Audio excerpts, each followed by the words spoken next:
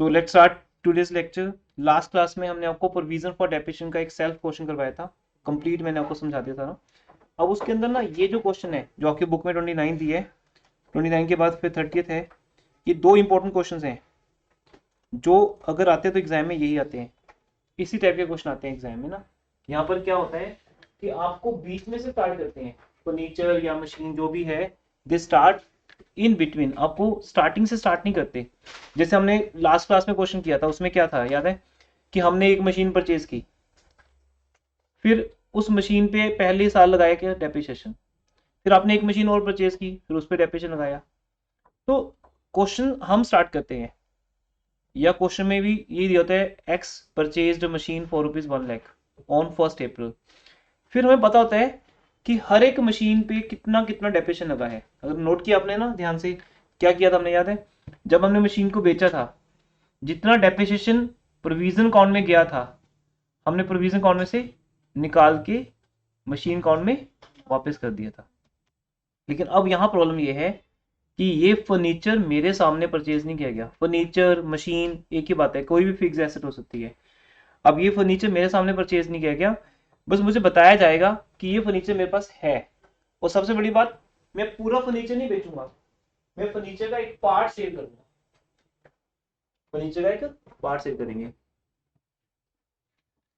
तो अब उस पार्ट के ऊपर कितना डेप्रिसिएशन लगा वो हमें निकालना पड़ेगा। ये कॉम्प्लिकेशंस आते हैं एग्जाम में जब आपको इस टाइप का क्वेश्चन आता है। एक ये साथ में आ गया प्रोविजन फॉर डेप्रिसिएशन, तीसरा एसेट डिस्पोजल भी इसके अंदर आ सकता है। इन सबको हम सोल्व करेंगे। तो स्टार्ट करो, बनाओ एक पेज पे अकाउंट।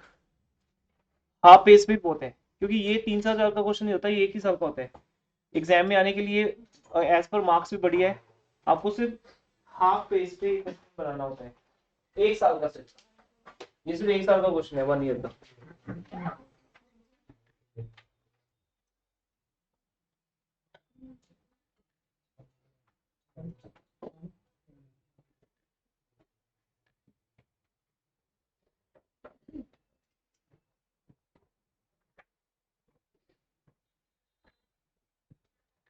ऑनलाइन स्टूडेंट स्टार्ट कर दिया आपने भी? Yes sir. हाँ जी, यस सर। ठीक है, अकाउंट बनाते हैं साथ में। दो अकाउंट बनेंगे, तो क्या करो, हाफ पेज पे बनाओ फर्नीचर अकाउंट, और हाफ पेज पे प्रोविजन फॉर डेप्रिसिएशन, ऊपर नीचे। मैं एक ही पेज पे दोनों हाफ हाफ पेज में बना लेता हूँ।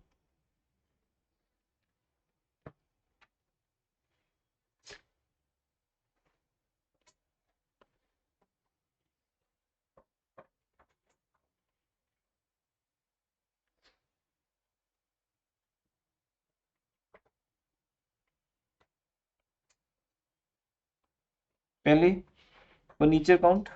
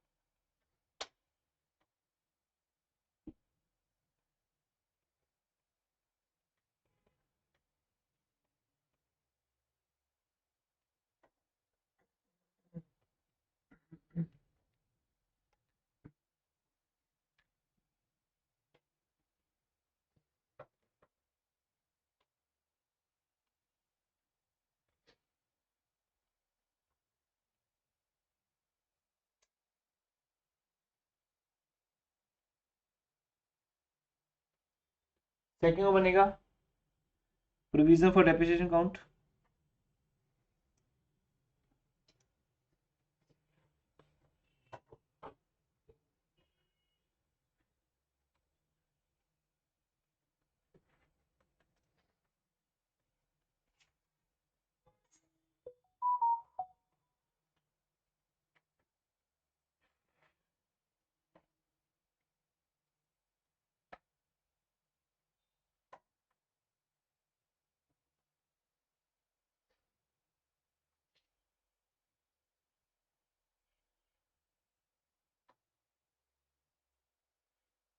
सीधे सो के पढ़ लो।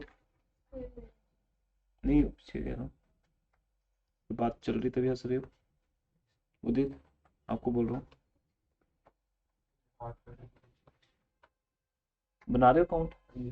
बना लिए दोनों काउंट, दोनों काउंट। हाँ जी,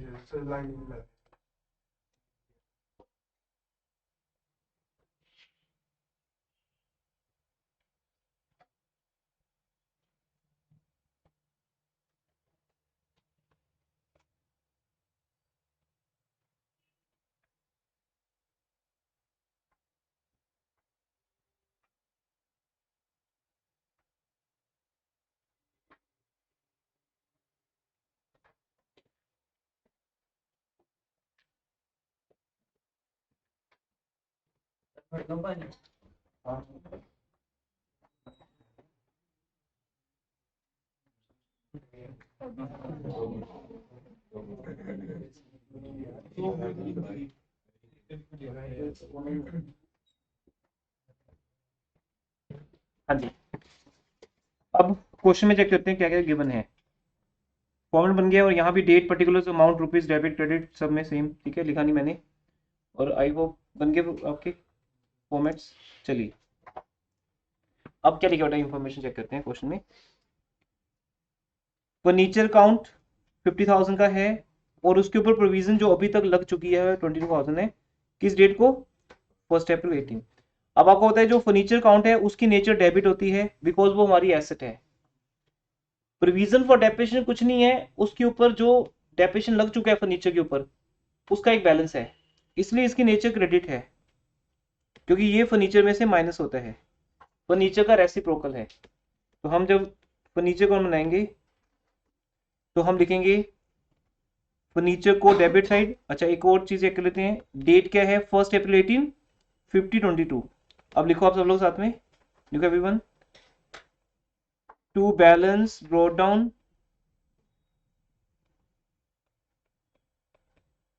$50,000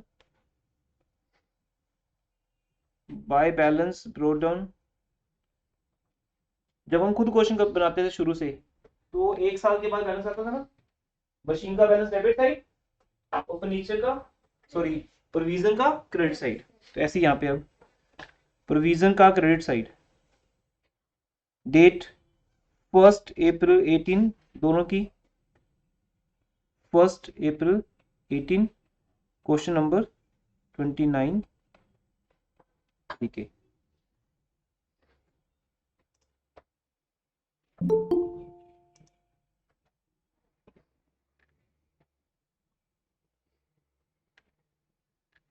अब ये क्वेश्चन इंपॉर्टेंट बन जाता है आपके लिए।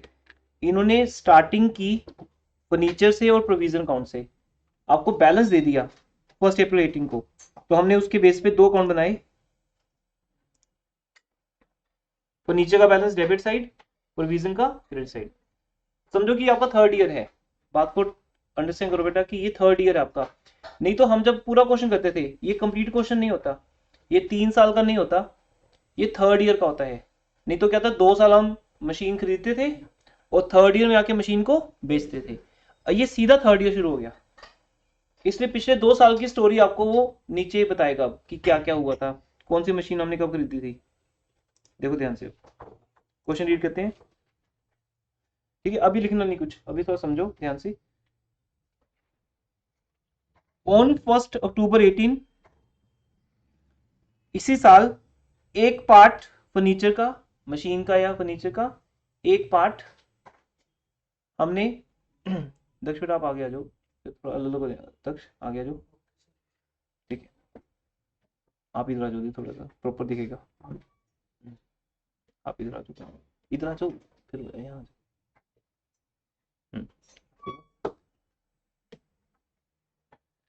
यहाँ पे ध्यान से देखिएगा।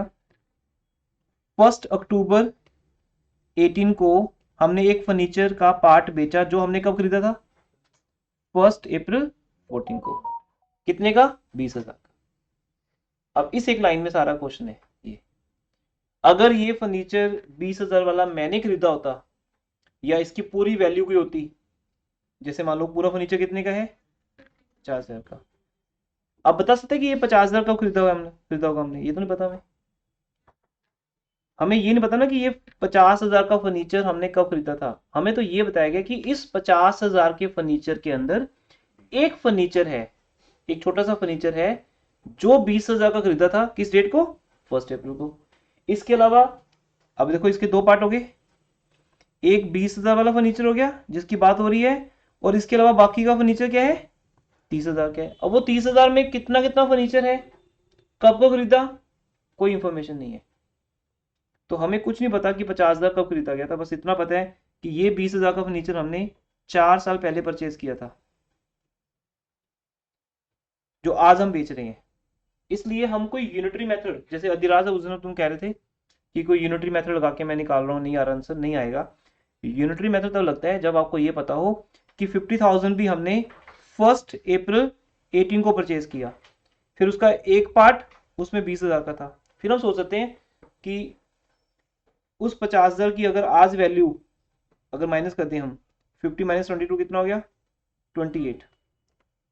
तो फिर हम पता कर सकते हैं कि 20,000 की वैल्यू क्या होगी।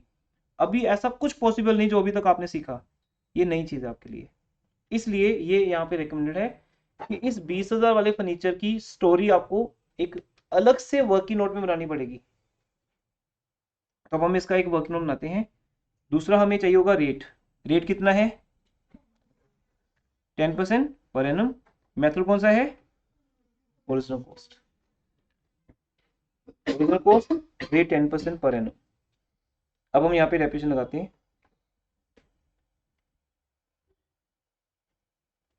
अब एक वर्किंग नोट बनेगा सिर्फ उस 20,000 को लेके, तो हम लिखेंगे ओरिजिनल कॉस्ट एज ऑन, कब परचेज किया था, 1 अप्रैल 14। ध्यान से क्वेश्चन देखो, भी तुम लोग साइलेंट रहते हो। कब परचेज किया था, 1 अप्रैल 14, कितने का, 20,000 का।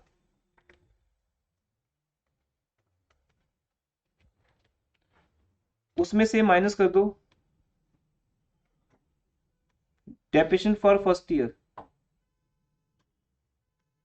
अच्छा मेथड कौन सा है, इसका एक फायदा होता है, आपको हर साल अलग अलग नहीं निकालना। मान लो अगर एक साल का 2,000 है तो हर साल का क्या रहेगा, 2,000। हाँ पहले साल का कम हो सकता है क्योंकि मशीन बेबी मशीन होती है, हमने लेट परचेज की होती है, यहाँ तो है नहीं, वो भी प्रॉब्लम नहीं है। यहाँ तो हमने मशीन का परचेज किया 1 अप्रैल। इसका मतलब सिंपल है, अगर मैं एक साल का डेप्रिसिएशन निकाल लूँ, डेप्रिसिएशन फॉर 1 ईयर 2000 है, तो वो 20,000 पे 10% कितना होगा, 2,000 होगा। तो मैं फिर बाकी ईयर्स का भी निकाल सकता हूँ, कितने ईयर्स बनते हैं यहाँ पे। अगर हमें 18 तक पहुंचना है, 18 वाले ईयर की बात मत करो, सिर्फ 1 अप्रैल 18 तक पहुंचो। तो 1 अप्रैल 14 से 1 अप्रैल 18 तक अगर जाना हो, कितने साल हो गए, 4 साल। तो मुझे 4 साल का डेप्रिसिएशन चाहिए, तो हम 4 साल का डेप्रिसिएशन निकाल लेते हैं यहाँ पर। देखो तो मैं 1 ईयर का निकालने की जगह पे सीधा कितना निकालूंगा, 4 ईयर्स। ये सिर्फ फर्स्ट मेथड में ही पॉसिबल है ऐसा करना, क्योंकि सेकंड मेथड में तो क्या है, डिमिनिशिंग बैलेंस में क्या होगा, मशीन की वैल्यू चेंज होती रहेगी। अगर पहले साल डेप्रिसिएशन 20,000 पे लगा, सेकेंड ईयर 20 पे नहीं लगेगा, 18 पे लगेगा, फिर 18 पे लगेगा 1,800, नेक्स्ट ईयर लगेगा 16,200 पे। पर अभी बहुत इजी है, 20,000 पे 10%, एक साल का अगर 2,000 है, इसी 2,000 को अगर हम 4 साल से मल्टीप्लाई कर दें, इंटू 8000। 4 ईयर्स कर दें, कितना हो गया, 8,000। एक तो हमने डेप्रिसिएशन निकाल लिया 8,000।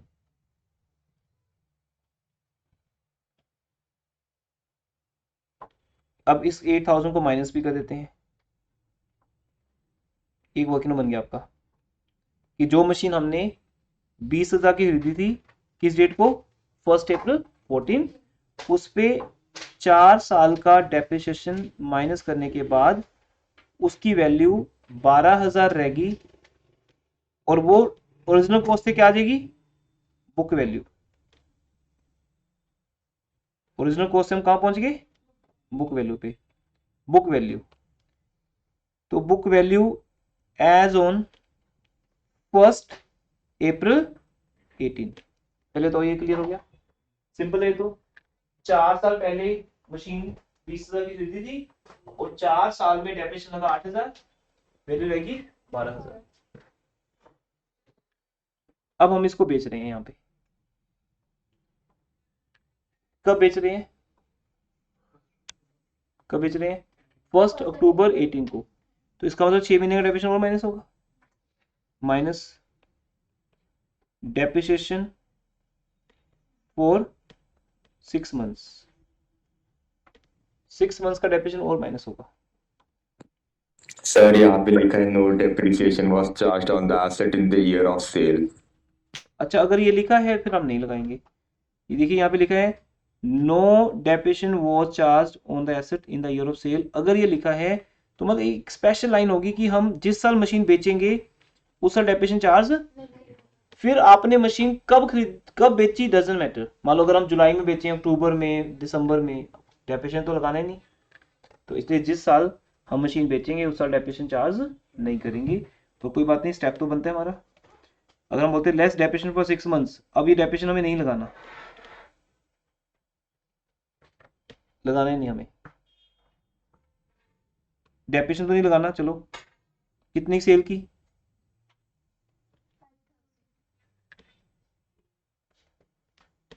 कितने की, 5,000 की। 6 मंथ्स का डेप्रिसिएशन लगाते तो कैसे लगता, 20,000 पे 10% 6 मंथ्स का, बट अभी ये लगाना ही नहीं हमें। तो ये 5,000 रुपीज अगर माइनस कर दिए जाए तो हमारे पास क्या आ गया, लॉस ऑन सेल। एक छोटा सा वर्किंग नोट है ये, जिससे पूरे क्वेश्चन को सोल्व कर लेते हैं। पहले 4 साल का डेप्रिसिएशन लगाओ, फिर सॉरी, फिर उस ईयर में आ जाओ जिस ईयर में हम मशीन को बेच रहे हैं, और वहां विदाई की 3 बातें हैं। पहले डेप्रिसिएशन लगाना है 6 मंथ्स का, फिर हमने सेल प्राइस माइनस करके लॉस या प्रॉफिट आ देगा। अब हमें इन सब चीजों को ऊपर दिखाना है। देखिए यहां जाते हैं, नंबर 1,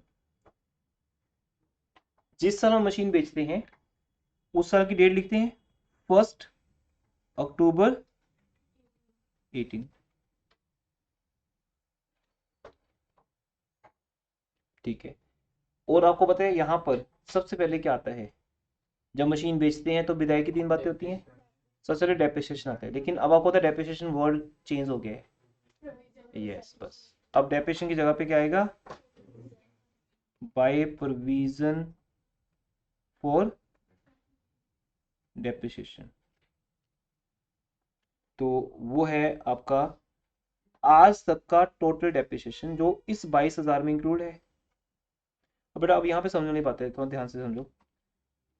1 अप्रैल 18 तक 22,000 डेप्रिसिएशन लग चुका है फर्नीचर के ऊपर। थोड़ा कॉमन सेंस चाहिए होगी यहाँ पे समझने के लिए, लिखो मत, छोड़ दो।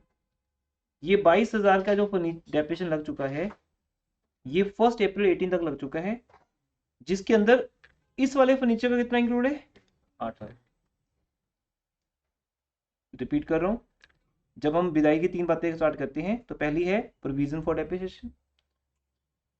वो लिखना होता है हमने उतना डेप्रिसिएशन जितना टोटल विदाई तक लगा है। अब बाय चांस इस क्वेश्चन में स्पेशल क्या लिख दिया उन्होंने, नॉर्मली ऐसा लाइन लिखी नहीं होती, पर क्वेश्चन में लिखी है यहाँ पे कि विदाई वाले ईयर में डेप्रिसिएशन नहीं लगाना, तो हमने नहीं लगाया। बट आज तक 4 साल में कितना लगा, 8,000। वो 8,000 कहाँ होगा, इस 22,000 के अंदर इंक्लूड होगा, क्योंकि 22,000 22,000 इज टोटल डेप्रिसिएशन जो उस पूरी मशीन पे लगा है। इसलिए इस 8,000 को तुम यहां से निकाल लो। 1 अक्टूबर 18 को इसे निकाल के कहां ले जाओ,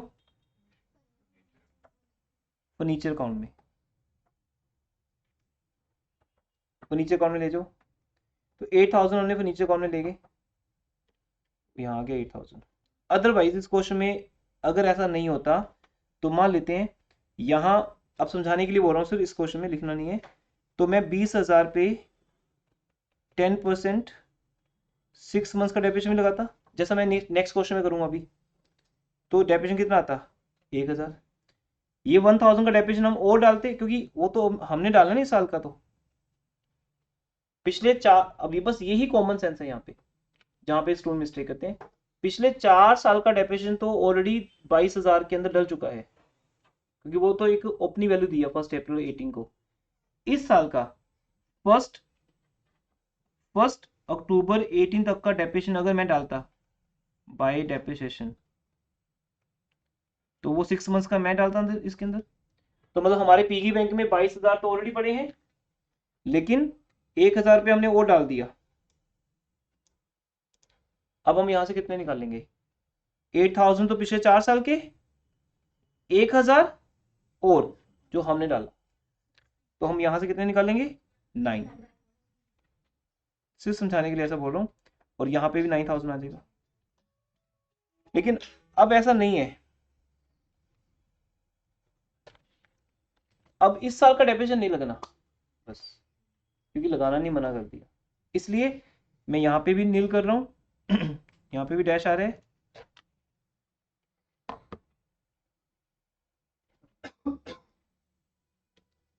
यहां पे भी डैश आ गया, और यहाँ पे कितना डेप्रिसिएशन हो गया? 8,000, और 8,000 ही निकालेंगे, और यहाँ भी डैश आ गया।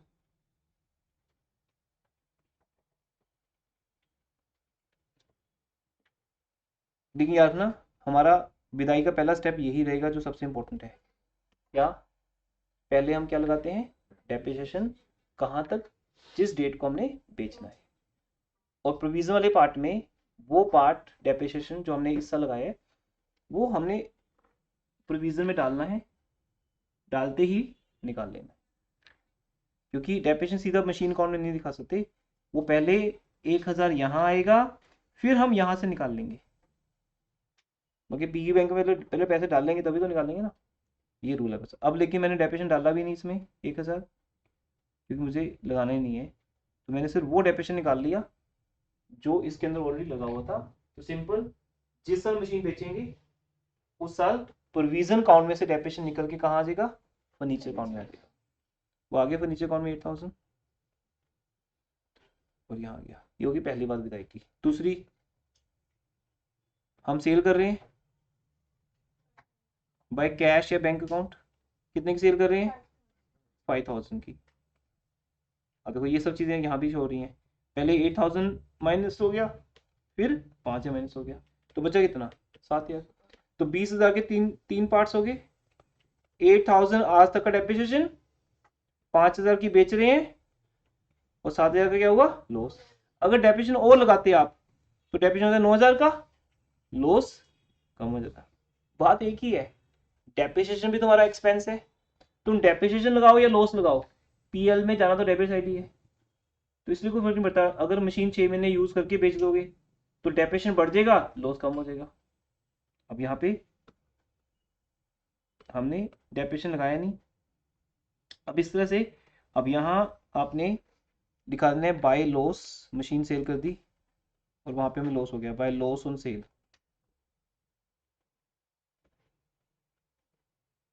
वर्क इन 1 का रेफरेंस है, तो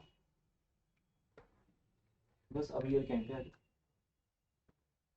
क्या इस ईयर के बीच में कोई और मशीन परचेज की है? पहले इतना हो गया, सबका डन है।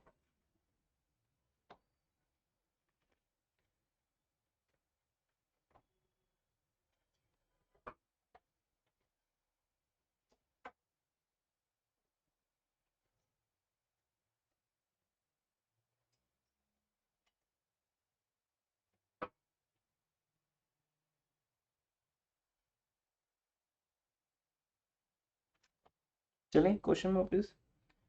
अब यहाँ लिखे बेटा क्वेश्चन में, उसके बाद क्या हुआ? ऑन द सेम डे,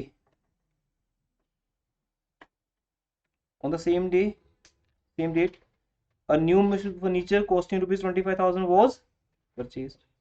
हमने 25,000 का एक और परचेज कर लिया, तो अब इसको लेके चलेंगे फर्नीचर अकाउंट में एंट्री। जब हमने नया परचेज किया तो यहाँ पे आ गया टू बैंक अकाउंट,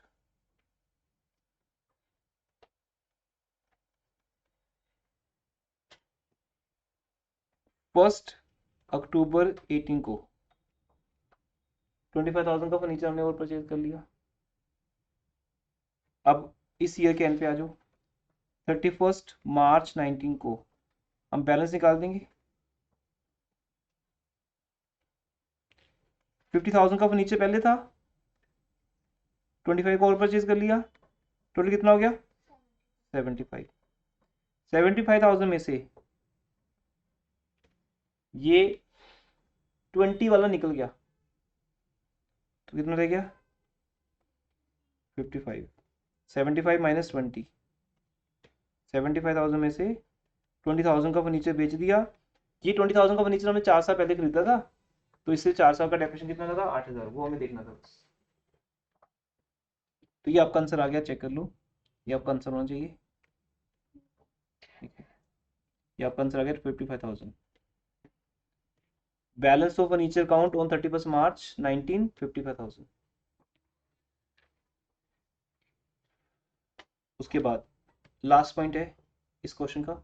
अब हमें 1 अक्टूबर पे तो डेप्रिसिएशन नहीं लगाया, अब हमें 31 मार्च 19 पे डेप्रिसिएशन लगाना है। अब बताइए किस पे लगेगा। ये तो बहुत इजी है क्योंकि ओरिजिनल कॉस्ट मेथड है। एक तो पहले वाली मशीन है 50 की थी, 50 में से 20 वाली बेच दी, रहेगी 30 वाली। 30,000 पे 10% कितना 3,000। दूसरी जो नहीं खरीदी हमने 25,000 की, उस पे 10%। अब यहाँ पे एक और बात है बेटा, ये जो रेट 6 है months. वो 10% पर एनम है। जिस साल हम मशीन बेचेंगे उस साल डेप्रिसिएशन लगाना, पर ये तो नहीं कहा जिस साल खरीदेंगे उस साल भी लगाना। तो लिखने को ये भी लिख सकते हैं। अकाउंट जो है ना फ्लेक्सिबल रहती है, स्टैंडर्ड लेक्चर है, स्टैंडर्ड पार्ट है, उसके पास भी फ्लेक्सिबिलिटी रहती है। अगर वो ये लिख देंगे परचेज वाले ईयर भी डेप्रिसिएशन नहीं लगाना तो नहीं लगाएंगे, अब तो लगाएंगे हम। और परचेज कब की है सेम डेट को 1 अक्टूबर को, तो इट मीन्स पूरा साल तो नहीं है, 6 मंथ्स का डेप्रिसिएशन लगेगा।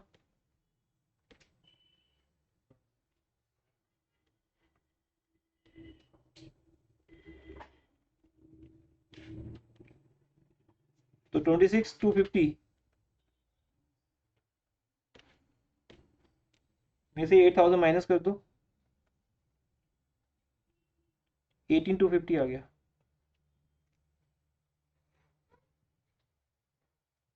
ये आपका बैलेंस आ गया furniture provision for depreciation count का, टू बैलेंस कैरी डाउन 31 मार्च 19। ये बैलेंस हम चेक कर लेते हैं, मैच कर लेते हैं क्वेश्चन में। ये आ गया 18,000 टू 50। ठीक है, फर्नीचर का 55, प्रोविजन का 18 टू 50, लॉस 7,000 आया था हमारा, सारे आंसर मैच हो गए।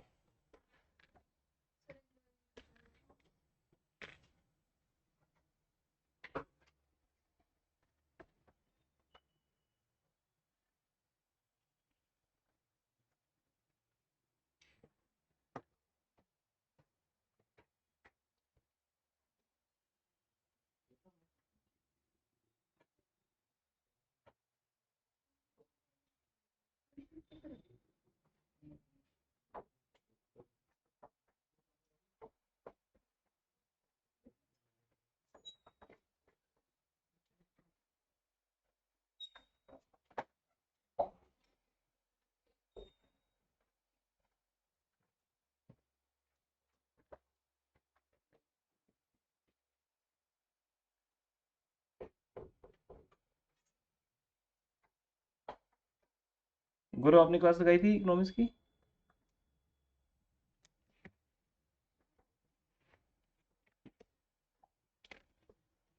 No sir. किसने लगाई है?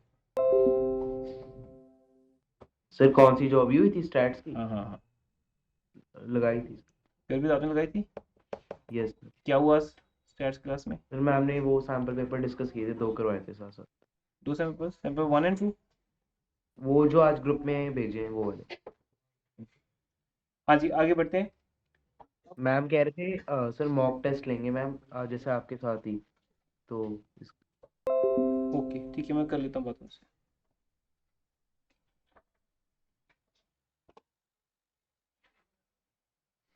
सर इस ईयर मशीनरी में लिखा नहीं कि इस साल डेप्रिसिएशन नहीं लगाएंगे जिस साल मशीनरी सेल कर रहे हैं। नहीं, जिस साल सेल करेंगे उस साल नहीं लगाना, तो जिस साल परचेज करेंगे परचेज के टाइम तो लगेगा ना।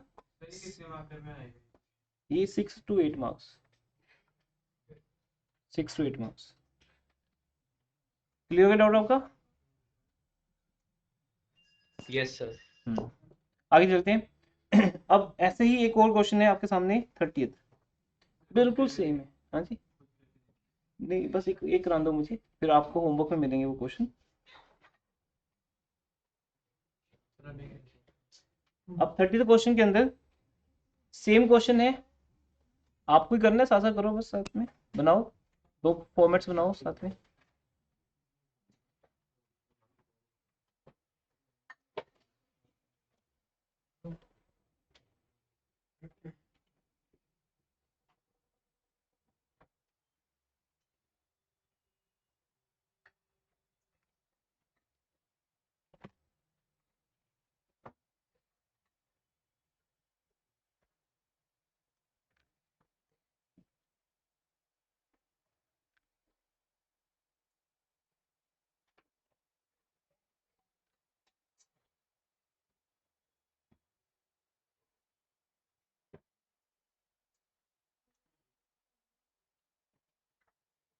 बन गए फॉर्मेट्स, जल्दी बनाइए। Again same half half page पे बनेंगे, हाफ पेज पे मशीनरी काउंट, हाफ पेज पे प्रोविजन फॉर डेप्रिसिएशन काउंट। अब ये यहाँ डिमिनिशिंग बैलेंस मेथड है, क्वेश्चन सेम है, उससे कुछ फर्क पड़ेगा।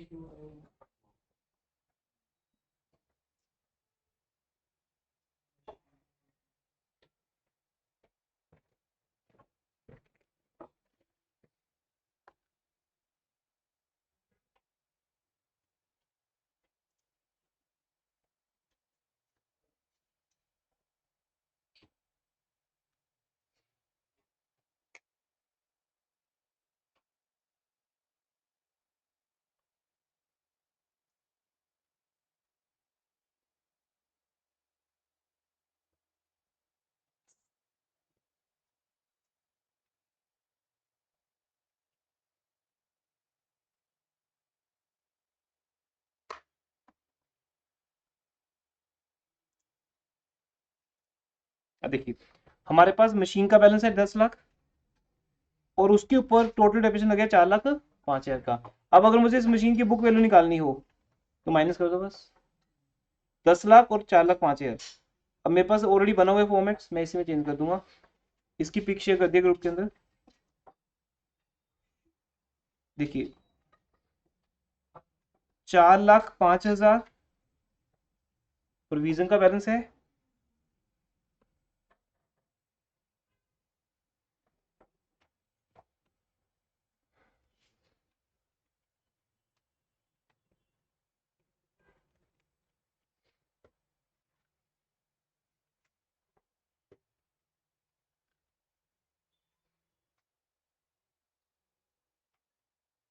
ओपनिंग बैलेंस 10 लाख, और इधर प्रोविजन का ओपनिंग बैलेंस 4,05,000। सेम वैसे एक स्टोरी बताएगा कि इसमें से एक मशीन है जो हमने परचेज की थी, चेक करते हैं किस डेट को परचेज की थी। अब क्वेश्चन समझ लो पहले ध्यान से, सब लोग दो अकाउंट बना लिए आपने, और दोनों के आपने बैलेंस लिख लिए, मशीन का भी और प्रोविजन का भी। अब यहाँ लिखे ऑन 1 अप्रैल 19,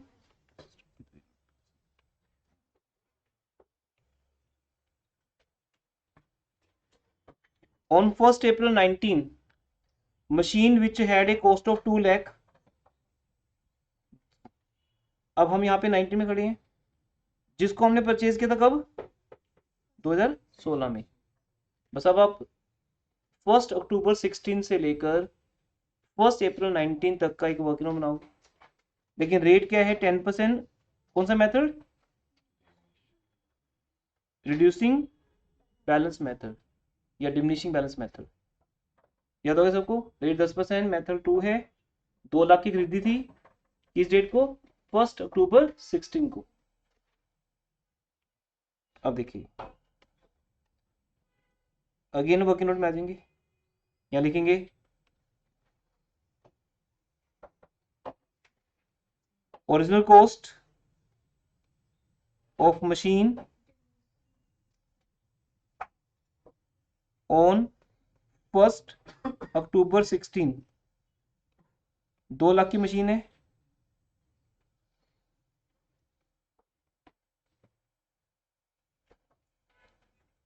अगर 1 अक्टूबर 16 को 2 लाख की मशीन है और मेथड 10% है तो पहले साल तो आपको पता है सेम है, तो माइनस करो पहले साल का डेप्रिसिएशन, लेस डेप्रिसिएशन 2 लाख पे 10% कितने मंथ्स का? 6 मंथ्स का, ये हो गया 10,000। 10,000 इनर कॉलम में भी लिख लो, यहाँ पे डेप्रिसिएशन इकट्ठे होते जाएंगे और यहाँ भी लिख दो, यहाँ से माइनस हो जाएगा वो। अब 10,000 का डेप्रिसिएशन लगाने के बाद 2 लाख की मशीन कितनी देगी? 190। हाँ, 1 लाख का नुकसान क्यों कर रहे हो? 1,90,000 की रह जाती है मशीन, राइट। ये पहले साल का डेप्रिसिएशन हो गया। अब पहला साल मतलब 16 से 17। अब देखो लास्ट क्वेश्चन में कितनी अच्छी हमें फैसिलिटी मिल गई थी कि हमने 4 साल का डेप्रिसिएशन इकट्ठे निकाल लिया, 1 साल का 2,000, 4 साल का 8,000। बट अभी नहीं होगा क्योंकि अभी डिमिनिशिंग बैलेंस मेथड है, हमें हर बार एक नया बैलेंस निकालना है। पहले साल डेप्रिसिएशन लगा 2 लाख पे, अब लगेगा 190 पे, इसलिए अब हम एक साथ नहीं कर पाएंगे, हमें हर साल अलग ही करना पड़ेगा।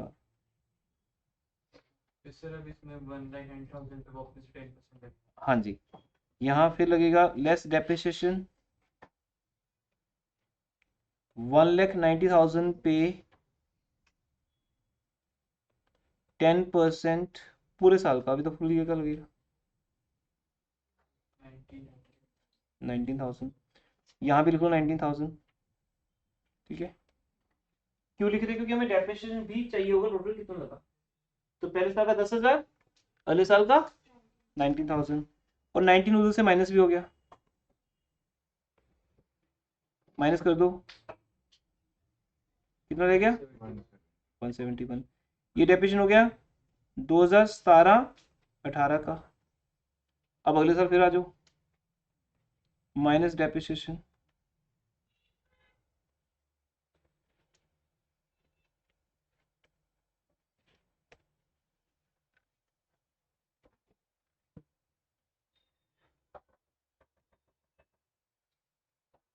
1,71,000 पे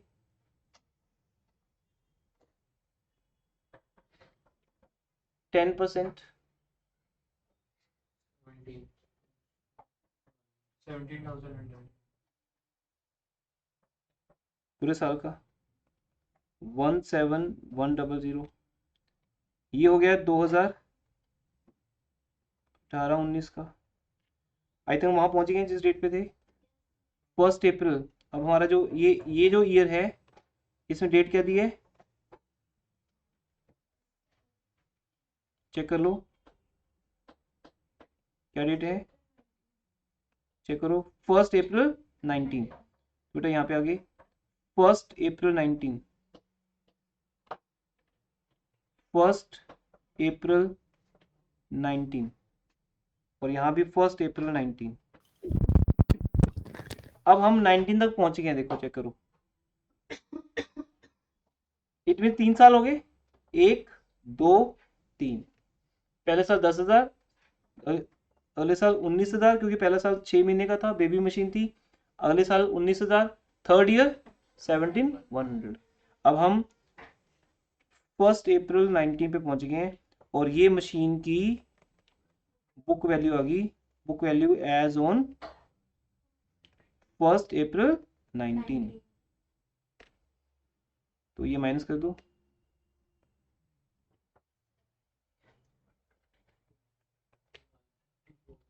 इतने जिस दिन हम मशीन बेच रहे हैं उस दिन मशीन कितने की है, 1 अप्रैल को कितने की है, 153,900।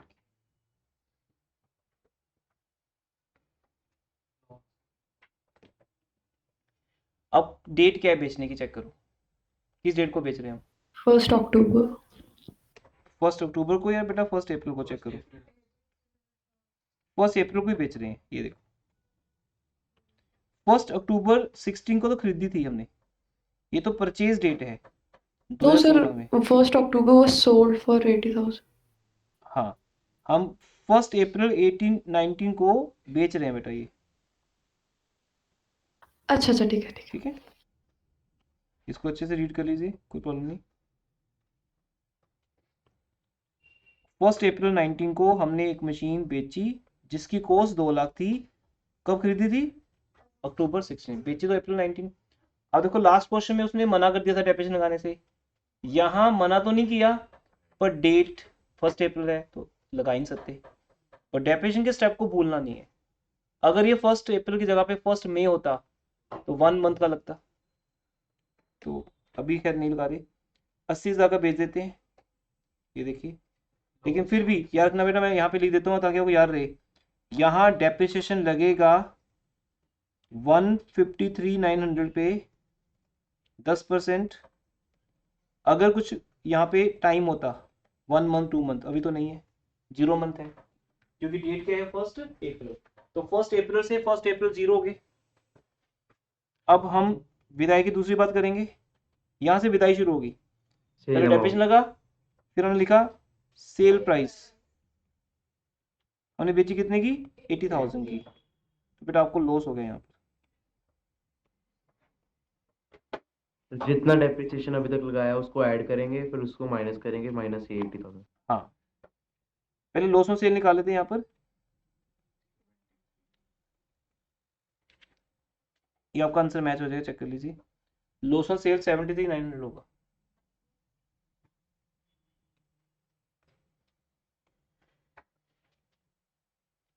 अब आते हैं अकाउंट में, ये तो क्या वर्किंग नोट।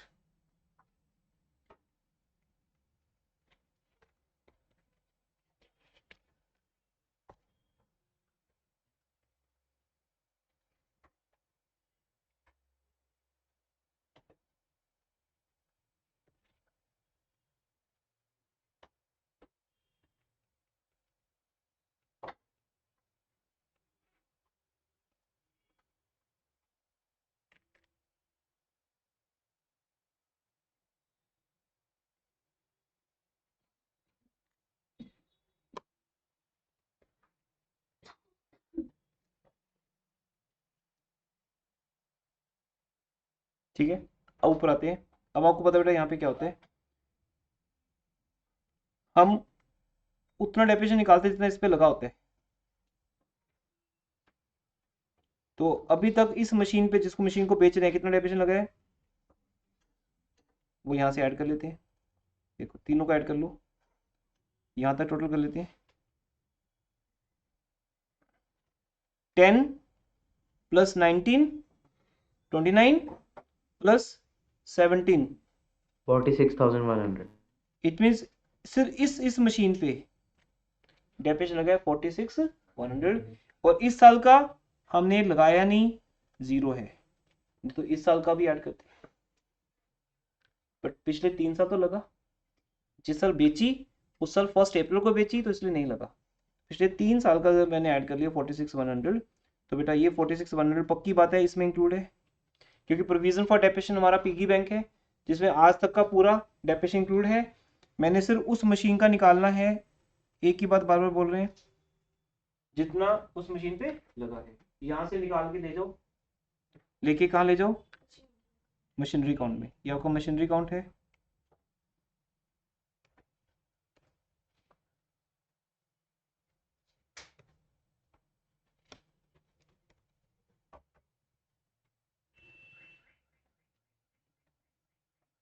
ठीक है, ले जाओ। कितनी अमाउंट है? 46,100। कितने की बेची? 80,000 की। और लॉस कितना हुआ था? 73,900। उसको वैल्यूज पुट कर दो। एक वर्किंग नोट बनाने के बाद फिर तो वैल्यूज ही पुट करनी है सर।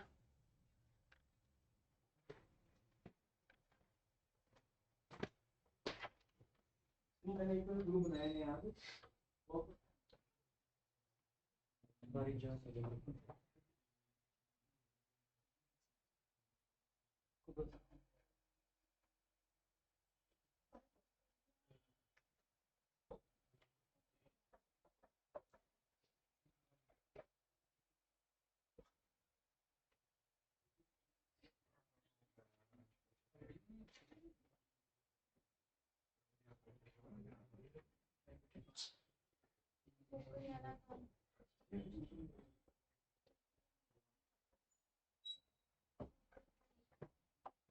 तो ये आपकी मशीन यहाँ सेल होगी, ये 2 लाख आपके पूरे हो गए, तो 2 लाख के 3 हिस्से करने हैं, तभी विदाई की 3 बातें बेटा हर बार।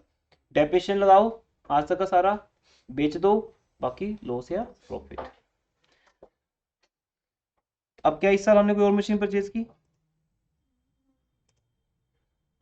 नहीं, चेक कर लो, नहीं इस साल हमने कोई नहीं की, बस 10% डेप्रिसिएशन लगाना है, अकाउंट क्लोज करें 31 मार्च को। तो ठीक है, इस ईयर के एंड पे आते हैं, इस ईयर के एंड पे आ जाओ।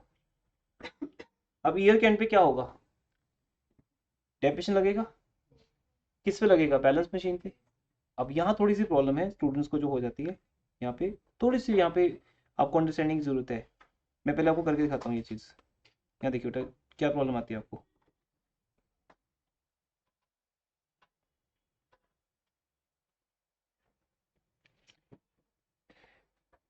टोटल मशीन कितने की थी?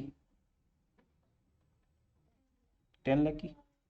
उसके 2 हिस्से कर दें, क्योंकि आपने उसका एक पार्ट जो 2 लाख का परचेज किया था, किस डेट को?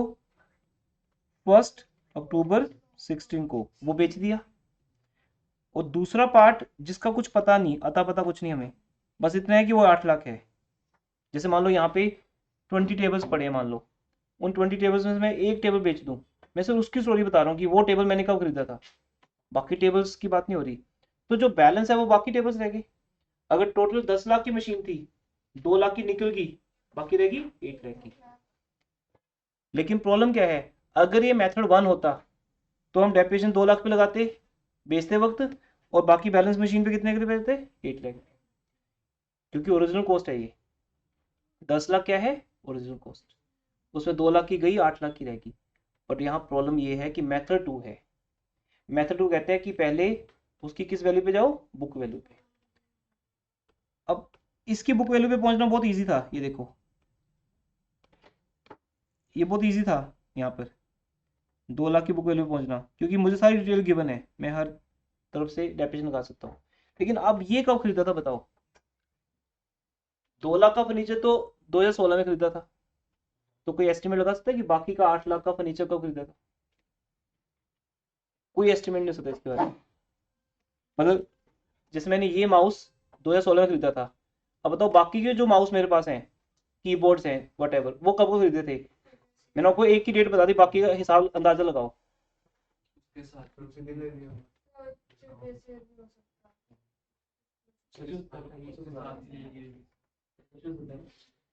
अगर अगर एक चेयर हमने 2016 में खरीदी और घर में 10 चेयर्स हैं, तो ये तो मतलब नहीं कि वो सेम डे खरीदी होगी, है ना?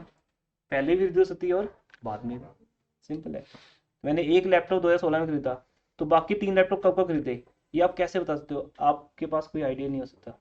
या तो सेम डे खरीदे होंगे, ये भी पॉसिबल है, या पहले खरीदे होंगे, या बाद में। 3 ही है, प्रेजेंट, पास्ट, फ्यूचर। तो 8 लाख के ऊपर कितना डेप्रिसिएशन लगा आज तक, ये कोई कैलकुलेट कर नहीं सकता, पॉसिबल ही नहीं है जब तक आपको इन्फॉर्मेशन ना हो। इसलिए हमें दिमाग, अब होता है ना कि डायरेक्टली नहीं कर सकते, स्मार्ट तरीका चाहिए अब यहाँ पे। यहाँ हार्डवर्क मैटर नहीं करेगा, स्मार्ट वर्क मैटर करेगा। अब हम क्या सोचेंगे कि 10 लाख के ऊपर डेप्रिसिएशन कितना लगा था, वो पता है हमें कितना लगा था? 4,05,000। ये देखो, अब हम एग्जैक्टली इस 4,05,000 के भी 2 हिस्से कर लेंगे। अब ये 4,05,000 का डेप्रिसिएशन किस पे लगा है? 10 लाख पे। उसमें से इस 2 लाख के ऊपर कितना लगा है वो हमने निकाल लिया, 46। जब हम ये निकाल चुके हैं 46,100 किस पे लगा है? इस 2 लाख के ऊपर लगा है। तो बाकी का जो रह गया 4,05,000 में से तो 46,100 माइनस कर दो, कितना रह गया? 3 लाख। 358,900. ठीक है, ये रह गया 358,900। ये किस पे लगा फिर? बस ये एक तरीका है बेटा जानने का। ये बात समझाते नहीं, ये समझाने से बेटर समझना बहुत ईजी है। वर्ड्स समझाने के लिए कई बार नहीं होते, लेकिन आप खुद समझ सकते हो कि अगर 10 लाख पे लगा 4 लाख और 10 लाख में से एक मशीन 2 लाख की थी, उस पे लगा 46,000, तो बाकी जो रह गया 358,900 वो किसका रह गया? 8 लाख का।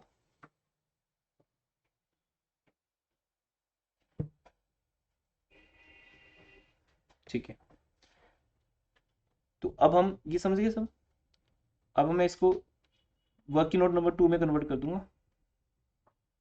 अब यहाँ वर्किंग नोट 2 बनेगा, लास्ट क्वेश्चन में नहीं बना क्योंकि वो स्टेटमेंट बेसिस था। आपने बोल दिया सर 50 में से 20 की गई 30 की रहेगी, 30 पे लगा दो, तो स्टेटमेंट मेथड बहुत ईजी रहता है ओरिजिनल कॉस्ट मेथड। अब यहाँ लेकिन हमें वर्किंग नोट 2 की जरूरत पड़ेगी, तो अब कैसे करेंगे? हम लिखेंगे बैलेंस मशीन, पहले 10 लाख के 2 हिस्से कर दिए, बैलेंस मशीन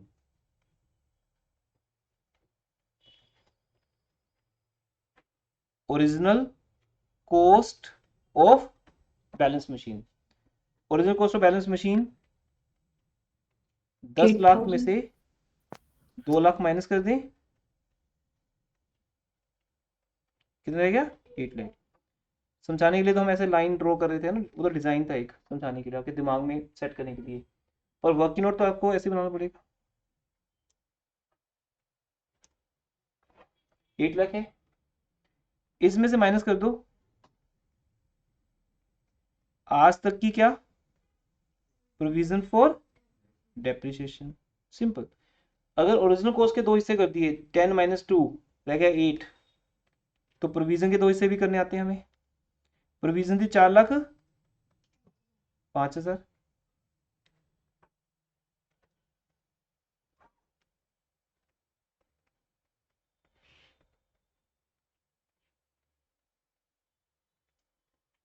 ऐसी 4,05,000 में से 46,100, ये देखो अगर टोटल डेप्रिसिएशन लगे आज तक का और माइनस कर दी जाए, तो ये जो मशीन है ये बैलेंस मशीन रहेगी, और अब जो डेप्रिसिएशन आएगा वो बैलेंस रहेगा। माइनस कर दो 46,100, कितना आ गया? 4,05,000 में से माइनस किया था 359,900, ये था कुछ।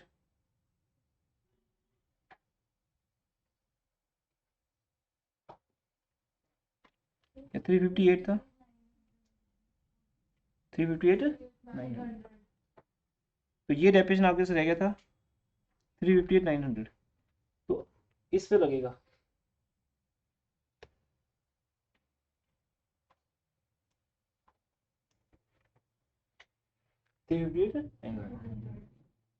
क्लियर? ये एक एडिशनल फीचर यहाँ पे, या वर्किंग नोट 2 आया था ऐड। 10 लाख की मशीन में 2 लाख की मशीन की रहेगी 8 लाख की, प्रोविजन फॉर डेप्रिसिएशन में से भी 46,000 निकाल लिए, कितना रह गया? 358,900। वो तुम्हें ऊपर भी शो होगा, देखो ये बात ऊपर शो हो रही है, देखो ये 4,05,000 में से 46,100 निकाल लिया ना, हो ना माइनस, कितना रह गया? 358,900। अब इसका मतलब अब हमें क्लैरिटी होगी, उस 8 लाख को कब खरीदा था मुझे जानने की जरूरत नहीं है, मैं इतना समझ गया 8 लाख जब भी खरीदा हो, पहले या बाद में, उसके ऊपर आज तक कितना डेप्रिसिएशन हो गया? 3 लाख समथिंग, वो माइनस कर दो 3 लाख समथिंग, 358 माइनस कर दो 4, ये आएगा 441,100। ठीक है, अब इस पे लगेगा डेप्रिसिएशन इस सब। ये क्या आ गई? Book value. Book value of balance machine, balance machine की बुक वैल्यू आ गई। यस, वही बैलेंस मशीन है 8 लाख, तो ये 8 लाख की बुक वैल्यू आ गई। Got it? अब उस पे लगा दो डेप्रिसिएशन, 4,41,100 पे कितने परसेंट? 10%, ये लगा दो 4,4,110। अब ऐड करो और 46 माइनस करके आपके पिगी बैंक का नया बैलेंस आ जाएगा।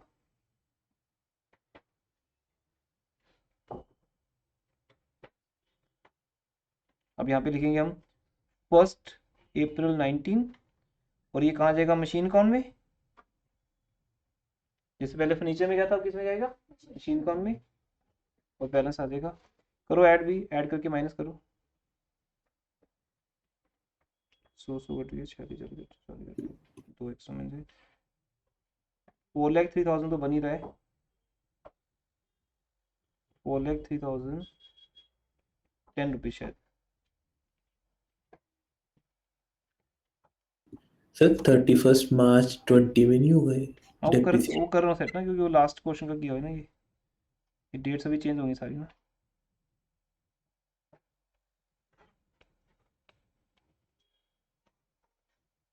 और ये 1 अप्रैल 18 रहेगी डेट, और यहाँ 31 मार्च 20 आ जाएगा।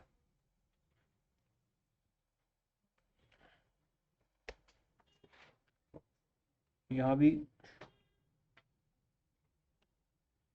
1 अप्रैल 19,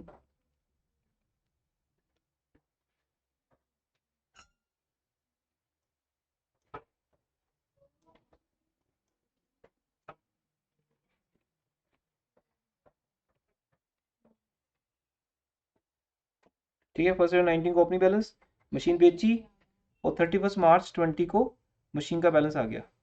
ये अकाउंट हो गया ठीक हमारा। और 10 लाख में से 2 लाख की मशीन निकल गई, तो ओरिजिनल कॉस्ट कितनी रहेगी, 8 लाख। मशीन अकाउंट हमेशा ओरिजिनल कॉस्ट पे रहेगी। 10 लाख में से 2 लाख की गई, 2 लाख की गई, 8 लाख की रहेगी। यहाँ पर उस 10 लाख के ऊपर डेप्रिसिएशन लगा था 4,05,000, उसमें से 46,100 चला गया, 44,110 द्वारा ऐड हो गया, ये बैलेंस आ गया 4,03,010। अभी अगर कोई कैलकुलेशन मिस्टेक है तो फिर आंसर मैच नहीं है। मैच करते हैं आंसर, ये देखिए आंसर मैच हो चुका है 4,03,010, लो 73,900, सब आंसर मैच हो गया। इट मीन एक भी मिस्टेक नहीं है। क्लियर है। अब इसके बाद हम एसेट डिस्पोजल के ऊपर लगाएंगे 10 मिनट, और इसको ओवर करते हैं, क्योंकि एसेट डिस्पोजल इसी का पार्ट है, वो तो एक दिन का ही अकाउंट है, जस्ट 10 मिनट की बात है। यदि यहाँ तक डाउट है किसी को?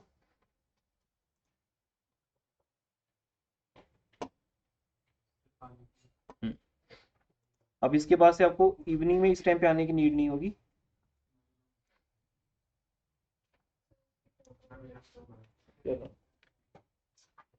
मेन बैच के साथ ही इसको मर्ज कर देंगे। मेन बैच के बाद ये वाले बैच का टाइम रख देंगे।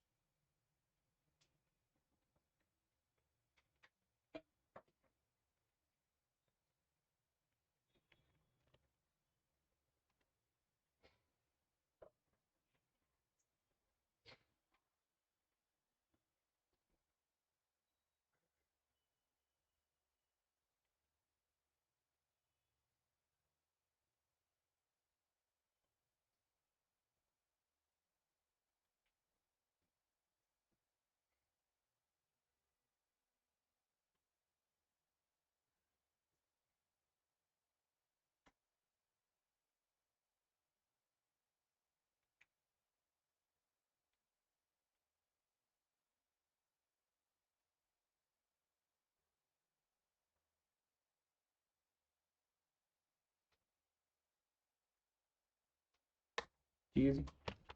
अब आते हैं एसेट डिस्पोजेबल। एसेट डिस्पोजल जब भी आता है प्रोविजन फॉर डेप्रिसिएशन के साथ ही आता है, अदरवाइज आता ही नहीं है, इसका कोई लिंक नहीं है। क्योंकि जहाँ जहाँ जहाँ provision for depreciation account maintain होता है, वहीं पे वो बोल सकते हैं एसेट डिस्पोजल अकाउंट बनाओ। चांसेस नहीं है ज़्यादा आने के एग्जाम में, किसी 1-2 स्कूल में आ जाए तो आ जाए, अदर चांसेस नहीं है। आ जाया था आपको गवर्नमेंट स्कूल का तो आने है, वहाँ तो कुछ भी आएगा। मैं प्राइवेट स्कूल की बात कर रहा हूँ कि किसी में आने, किसी में, क्योंकि गवर्नमेंट स्कूल में provision for depreciation, asset disposal, इन सब पे ज़्यादा फोकस किया जाता है। जो क्वेश्चन मैंने आपको कराया ये इस टाइप के क्वेश्चन ज़्यादा आते हैं। ठीक है, अब यहाँ देखिए, क्योंकि सबसे टफ पेपर माना जाता है गवर्नमेंट स्कूल का।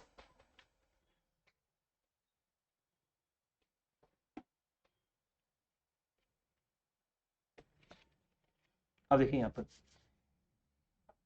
जब हम एसेट डिस्पोजल अकाउंट बनाएंगे, एसेट डिस्पोजल अकाउंट, इसे हम मशीन डिस्पोजल भी बोल सकते हैं। हमारी एसेट का नाम मशीन है। अगर फर्नीचर है, फर्नीचर डिस्पोजल अकाउंट है। मशीन या एसेट डिस्पोजल अकाउंट,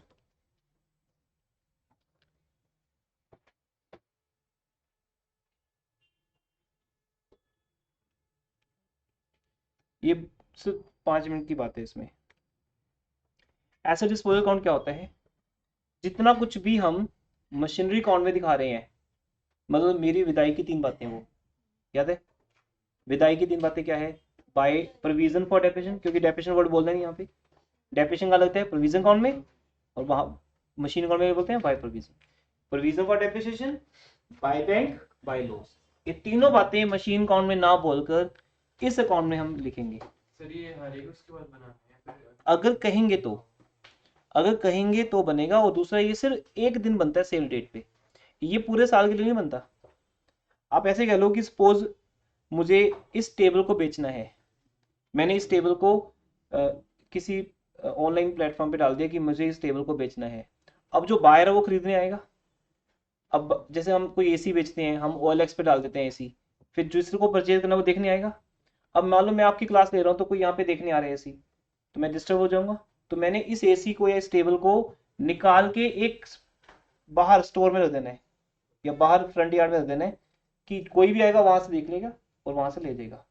मीन्स इस एसी को, अब मैं लिंक बना रहा हूँ, इस एसी को या इस टेबल को अगर मुझे डिस्पोज करना है तो इसके लिए प्लेस फिक्स कर दिया जाएगा। यहां से ये एसी निकल के बाहर रख देंगे और वहां से बेच देंगे। एग्जैक्टली कुछ ऐसे आपको दिखने को मिलेगा। ये देखो इधर, अब मैं इस मशीनरी को सारे एसी निकाल के नहीं बाहर रख देने, कि जो पसंद है हमें एक बेचना है बस, जो खराब हो गया या कुछ पुराना हो गया उसको निकाल के वहां भेज दो। उस स्टोर का, उस फ्रंट यार्ड का नाम है एसेट डिस्पोजल अकाउंट। तो एसेट डिस्पोजल अकाउंट अकाउंट नहीं है, एक प्लेस है जहां पे तुम उस मशीन को ले जाते हो। बोलते हैं ना, यहाँ नहीं, इसको यहाँ से एक नए अकाउंट में ले जाओ, वहां जाके बेचेंगे इसको। तो इसको हम एक नए अकाउंट में ले जाते हैं। तो देखो अब कंट्रोल एक्स पता है क्या होता है? ये ऐसे का देख लो, नहीं पता?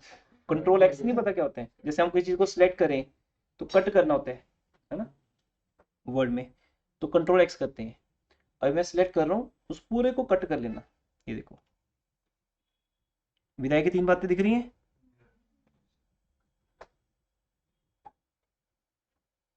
इसको पूरे को कट कर लो।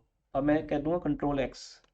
जैसे कंट्रोल एक्स करूंगा, ये यहां से खाली हो जाएंगी, ये सब यहां से निकल जाएगा। कंट्रोल एक्स हो गया, अकाउंट खाली हो गया। यहां से कट कर लो और यहाँ पे एक एड्रेस दे दो कि this shop shifted to SU number this. सिर्फ शटर पे इतना लिखना होता है, हर कस्टमर वहीं आया था अपने आप ही। तो यहाँ आएगा, शटर बंद है, ली दो, शिफ्ट होके अगले शोरूम में चली गई है, शोरूम नंबर दिस। तो कस्टमर यहाँ आएगा, पढ़ेगा, फिर वहां जाएगा। ऐसे ही अब हम यहाँ पे एड्रेस लिख देंगे कि ये जो 2 लाख की मशीन यहाँ से गायब हुई है, ये कहाँ मिलेगी? ऐसे। तो यहाँ से आपको एक वर्ड लिखना है, बाय एसेट, या मशीन भी लिख सकते हो, मशीन डिस्पोजल अकाउंट। एसेट का नाम पता है ना, bye asset disposal account 2 lakh. ये और नीट एंड क्लीन हो गया, मतलब मैं अब और नेक्स्ट लेवल पे आ गए। प्रोविजन फॉर डेप्रिसिएशन से एक और क्लैरिटी आ रही थी कि डेप्रिसिएशन अलग रिकॉर्ड हो रहा था। अब मशीन को जब बेचेंगे वो भी अलग रिकॉर्ड होगी, वो यहाँ से कहाँ चली जाएगी? एसेट डिस्पोजल अकाउंट में। और यहाँ हम एसेट डिस्पोजल अकाउंट में एंटर कर देंगे। अब जिस मशीन को तुम मशीन अकाउंट से निकाल के लाए हो, मशीन अकाउंट क्रेडिट हो गया तो एसेट डिस्पोजल अकाउंट डेबिट हो जाएगा। यहाँ लिखेंगे उस अकाउंट का नाम, कहाँ से है ये बैलेंस। तो अगर मुझे कोई चीज़ ए से निकाल के बी में लेके जानी है तो ए में बी का एड्रेस आ जाएगा और बी में ए का। तो मशीन अकाउंट में नाम आ जाएगा, सॉरी मशीन डिस्पोजल अकाउंट में, जिसको हम एसेट डिस्पोजल अकाउंट बोलते हैं, वहाँ आ जाएगा टू मशीनरी या to machine account 2 lakh. 2 lakh किस डेट को, 1 अप्रैल 19। अब देखो और क्लैरिटी हो जाएगी। नहीं तो ना ये फर्नीचर पीछे पड़ा है तो सेल करूंगा तो ज़्यादा दिखेगा नहीं। जब मैं इस फर्नीचर को यहाँ से निकाल के सिर्फ बाहर रख दूंगा, जहाँ से एक टेबल दिखेगा, वहां जब इसको बेचेंगे तो तीनों बातें दिखेंगी। जो बाकी फर्नीचर की बात नहीं कर रहे थे हम, किसकी बात कर रहे थे, 2 लाख के फर्नीचर की। वो विदाई की 3 बातें हमने कंट्रोल एक्स की थी, कंट्रोल वी कर दो यहाँ पे, कंट्रोल वी मीन्स पेस्ट कर दो। अब क्योंकि ये मैनुअल वर्क है इसलिए टाइम लगेगा, कंप्यूटर होता तो एकदम से पेस्ट कर देता।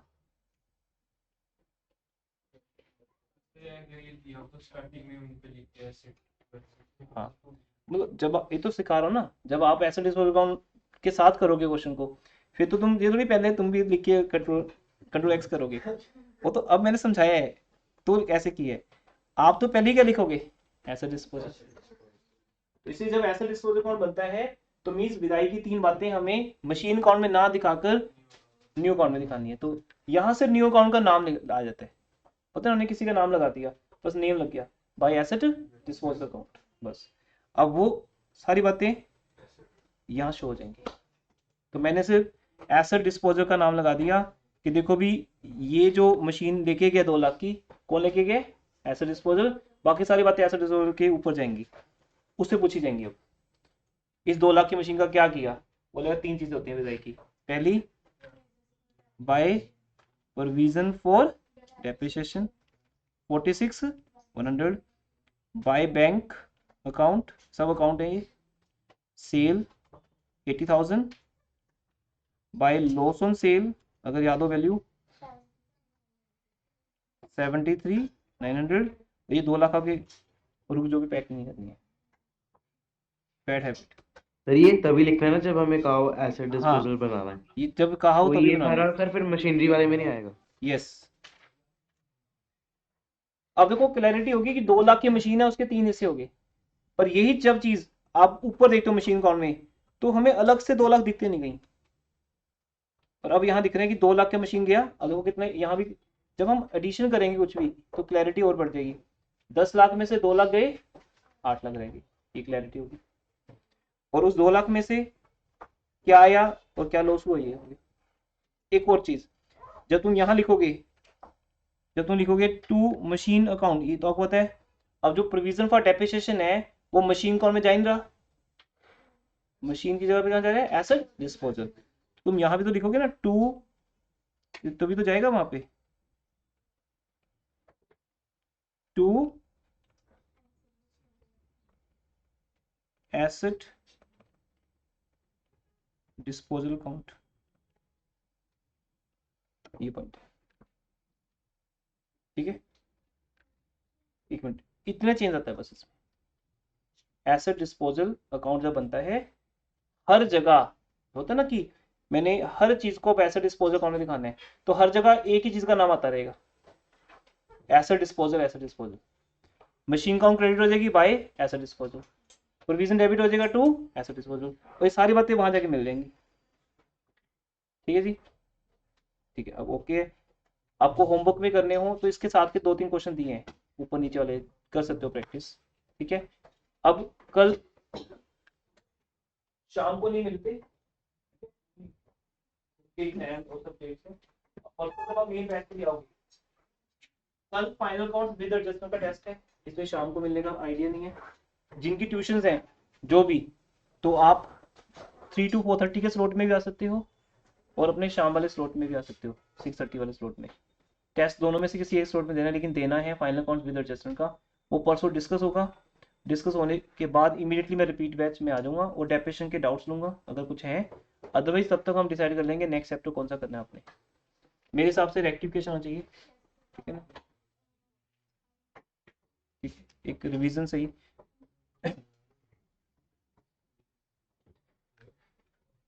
ठीक है,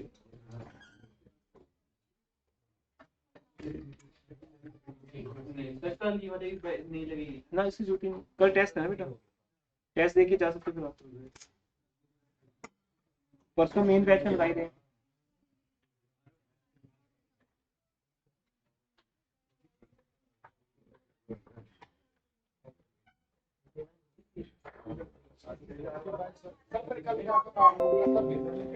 कल क्या करोगे, ठीक।